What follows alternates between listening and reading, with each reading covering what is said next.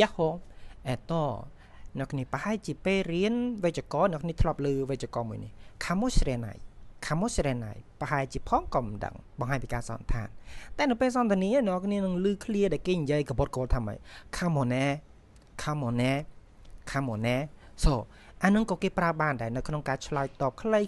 ហើយបង្ហាញពីការសន្និដ្ឋានយល់ស្របនេះបែបលក្ខណៈស្រាលជាមួយដៃគូ come on ណែ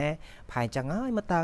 ផែឡើយមកទៅនេះលក្ខណៈបង្ហាញពីការយល់ស្របរបស់យើងនេះនៅអ្វីដែលដៃគូបានលើកឡើងមកហ្នឹងបែបលក្ខណៈយល់ស្របបែបស្រាលអញ្ចឹងណាគ្នាហើយនេះដូចនៃដើមរបស់វេយ្យាករណ៍ Kamo Serena អញ្ចឹងនេះ Kamo ណែផែឡើយមកទៅ so ឧទាហរណ៍ថាយើងកំពុងតែអង្គុយនៅក្នុងផ្ទះថាប់ថារៀបចេញទៅក្រៅទីទៀតចេញទៅក្រៅហើយតែមិត្តភក្តិយើងមកប្រាប់ថាអេហ្នឹងក៏ Ame ga furu Kamo Serena ហ្នឹងក៏ Ame ga furu Kamo Serena ហើយយើងបើពួយមើលពឹបKamo ណែ so なんか曇ってきたចាអញ្ចឹងរត់ចេញទៅក្រៅបន្តិចទៀតស្រាប់តែពេលមិត្តភក្តិមកប្រាប់ថាម៉េច雨が降るかもしれないផៃភ្លៀងហើយមកទៅ so យើងបើពួយមើលពឹប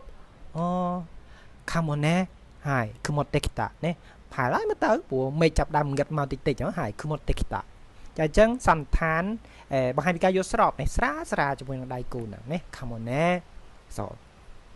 មួយវិញទៀតអ្នកគ្នាតាក់ទងជាមួយនឹងការ reaction ជាមួយនឹង Kamone ហ្នឹងឧទាហរណ៍ថាអញ្ចឹងថាយើងមានណាត់គ្នានៅម៉ោង7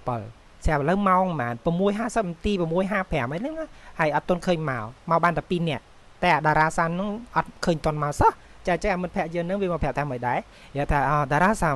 また遅刻するかもしれないねហើយតារាសានまた遅刻するかもしれないねហើយយើងឮរឿងហ្នឹងហើយយើង reaction ទៅវិញかもねさっき起きたばかりって連絡があったよ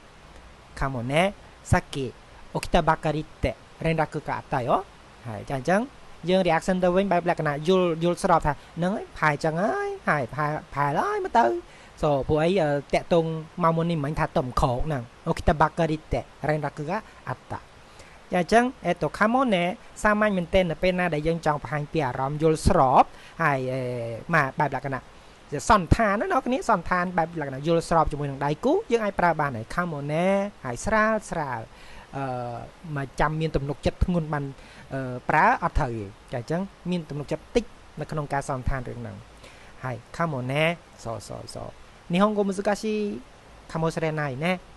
この文法難しいかもしれないねかもねあれそれでなん優しい優しいかもしれないねかもね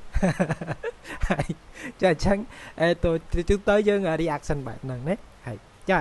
また